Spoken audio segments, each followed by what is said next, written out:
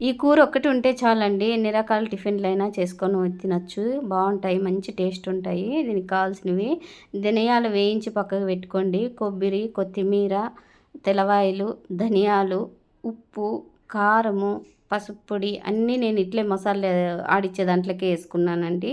ఎందుకంటే బాగా మిక్స్ అయితే బాగా ఉంటదనేసేసి ఇట్లా చేసుకున్నాను.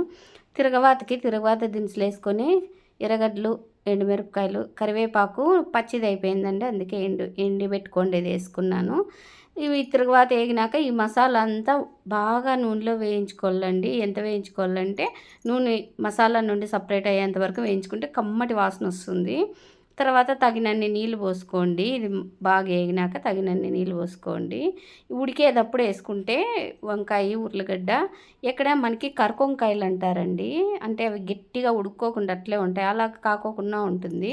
బాగా ఉడికినాక టమాటా పండ్లేసుకొని మరో 5 నిమిషాలు ఉడికించుకుందాము. టిఫిన్‌లు చపాతీ బావుంటుంది, దోస బావుంటుంది, ముద్దలేకి బావుంటుంది, మళ్ళీ అన్నంలేకి బావుంటుంది. ఇట్లా చానా రకాల టిఫిన్‌లకి వంకాయ, ఉర్లగడ్డ సూపర్ టేస్ట్ అండి. నాదైతే